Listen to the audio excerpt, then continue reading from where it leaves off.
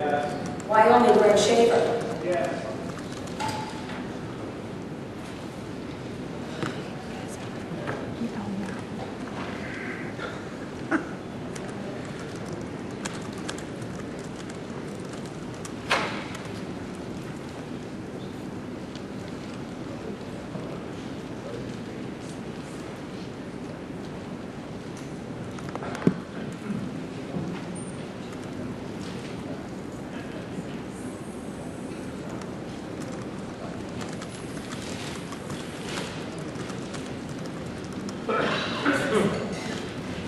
The Secretary has reported that there's 40 votes in favor of referring the amendment change to the subcommittee. The motion to refer passes.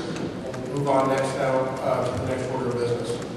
Is there another amendment that... Chairman, how many day vote? Hang on just 1 second, Mr. Blackwell.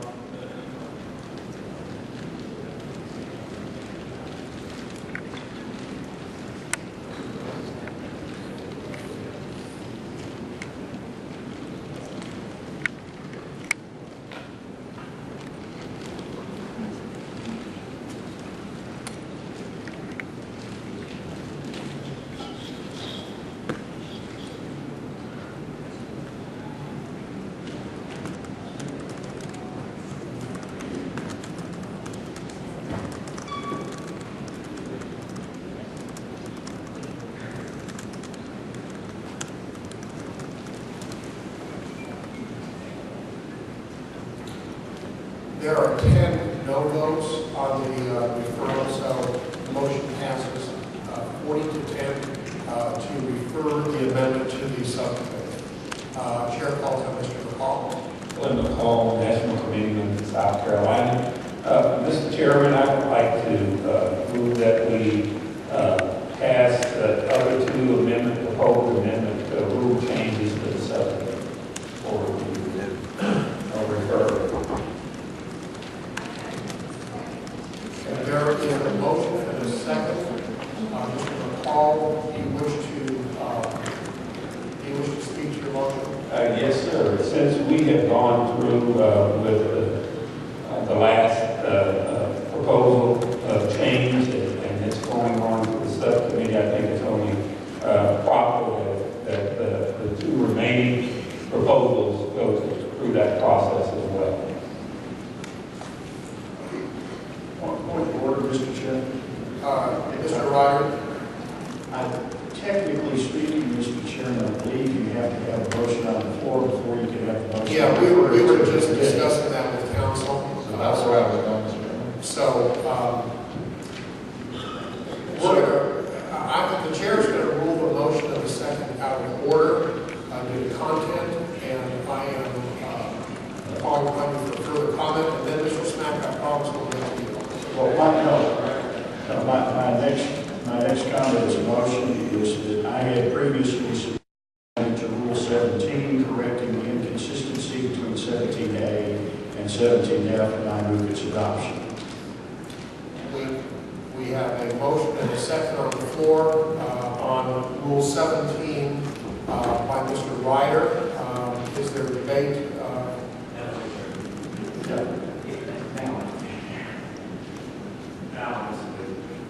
Glenn McCall from Committee from South Carolina. So I agree and move that the other two amendments not to resist Mr. Ryder's be referred to the subcommittee. I'll second Mr. Charles' motion. Thank you very much. Okay, so now we have a motion to refer Mr. Ryder's motion to the subcommittee. Speaking, I presume, against? Yes. Go ahead, sir. Again, as State your Brian name. Doherty, proxy for Mark Willis, Maine. As one of the only grassroots representatives, I hold no title. I am an active party member. I am proud to be here to represent hundreds of thousands of grassroots activists.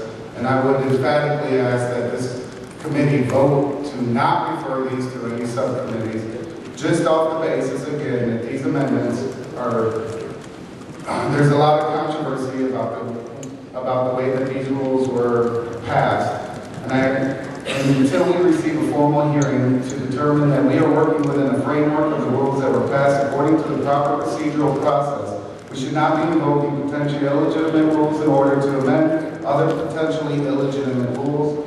We've been trying to have that hearing, but the conversation is considered so controversial that the Republican National Committee refused to allow the discussion to take place. During the 2012 National Convention, Americans witnessed a set of rules passed under highly controversial circumstances. The National Convention delegation vote is one of the very few opportunities for grassroots to have their voices heard within the RNC, and the failure to follow proper parliamentary procedure during the passage of the 2012 rules of the Republican Party left many grassroots activists feeling as though their voice within the RNC was unwelcome and effectively stifled. You may recall the incident during the RNC convention in Tampa in which the chair announced that the ayes have it. Over the vote on a resolution to adopt these rules without allotting the proper time for input and debate from the delegates as required for the governing rules of the National Convention, House Rule 19. For ensure clarity of the result, were not recognized. It was later learned that this vote was scripted on a teleprompter prior to the vote itself being taken. The neglect of proper parliamentary procedure at the 2012 Republican National Convention has left many party members working within an atmosphere characterized by intense friction among factions. The event has left a large body of Republicans feeling as though the RNC operates as a production with predetermined outcomes rather than an assembly meant to serve as a forum for input from the bottom up. The way that the vote was held resulted in a set of rules passed illegitimately. We should not be tweaking individual aspects of illegitimately passed rules. We should be having and asking the RNC for an official hearing on the legitimacy of the method passage of the rules. If I can just ask you to hold this half moment. Your comments are somewhat ungermane. We have no problems hearing them, but a repetition, I just want to make sure that we move the debate on. Well, to this day, grassroots Republicans, such as myself, have been attempting, we've attempted 3 times now, to bring this forward, to have a discussion, a sincere discussion as to the role of delegates, what role delegates will play to the national conventions, as to whether we're going to be a prop or whether we're going to actually have our input appreciated from the districts and counties that we represent from all over this nation. And again, I ask that this committee does not refer these to the subcommittee. Thank you. I appreciate your comments. Mr. Dupre? Yes. Thank you, Mr. Chairman. I'm Steve Dupre from New Hampshire. I rise in support of referring this along with one that will follow to the committee. Unlike the legislative committee, when we refer things that go off in the ozone and die, this committee is going to report back. And I think if there are any lessons we learned from the Romney campaign's heavy-handedness with the rules last summer is that when you pluck individual amendments that suit some one person or group of persons' pet peeve or goal for a short time, it creates havoc in the rules. It is vitally important that we set up a system that gives every potential candidate, from the poorest and the least known to the most well-funded and the best known, an equal chance to become our party nominee. If we do not handle the rules on how we set up the process and how we award the delegates carefully, we could end up with an unintended result, as Mr. Blackwell pointed out. I would just also say to the representative from Maine, I think every one of the 168 people here is a great grassroots activist.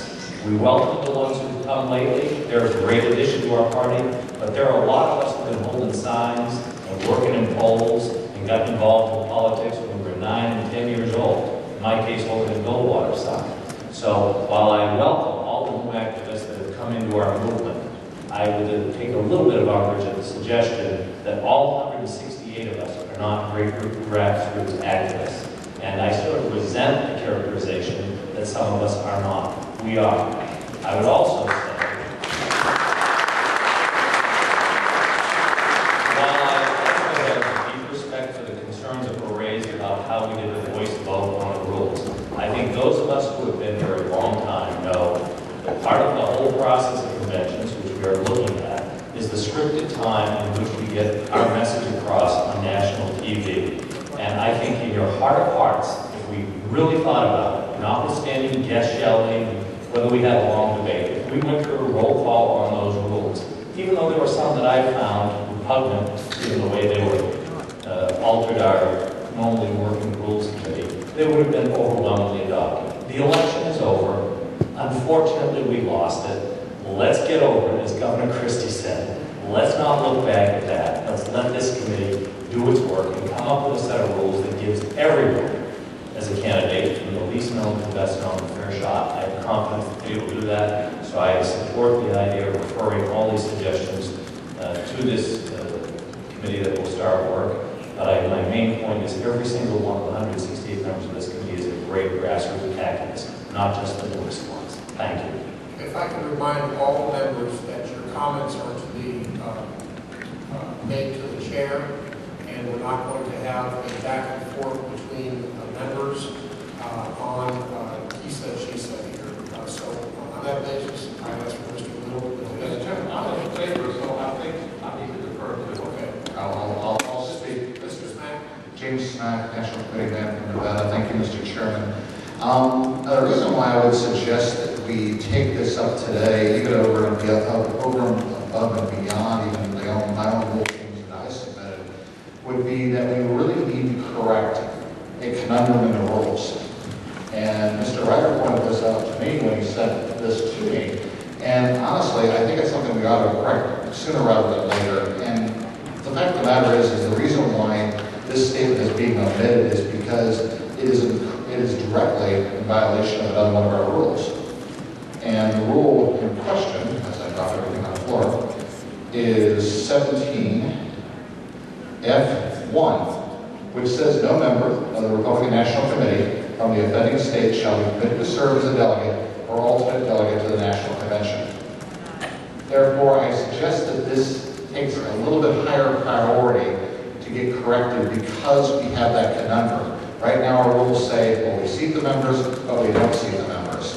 And I agree with actually Mr. Ryder's statement that we need to take out the part that actually helps Republican National Committee members as the Republican National Committee. So therefore, I would recommend opposition to tabling this to the committee at this time, or referring this to the committee at this time, and support immediate passage of this not only by this body, but also by the RNC as well, just to make sure we've got the record straight, that we're not trying to sneak any kind of a power grab through or anything like that. I totally agree with Mr. Ryder, and we want to make sure we circle this day on our calendar because we may not hear that very often. Thank you. I'm going to call upon Mr. Ryder.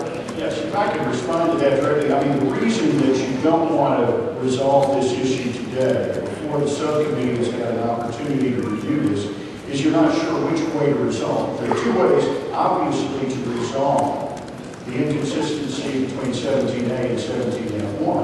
One is to leave the committee members on, and the other is to take them off. And I think we may want to think about that before we do it and see what other penalty structures we adopt in the course of these deliberations.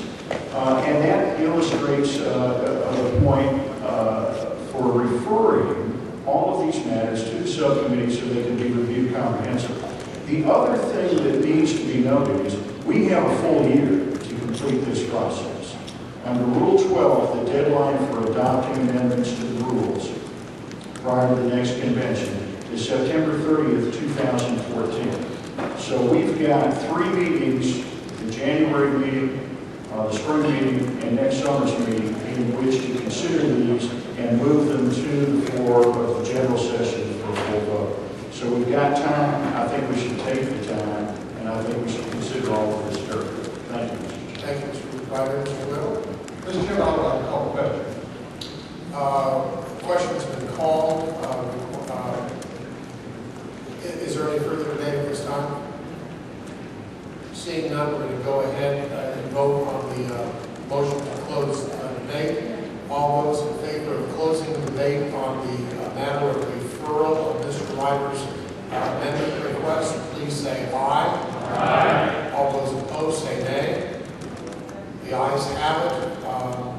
We'll now now go to a direct vote on the matter of Mr. Ryder's referral. On Rule 17, all those in favor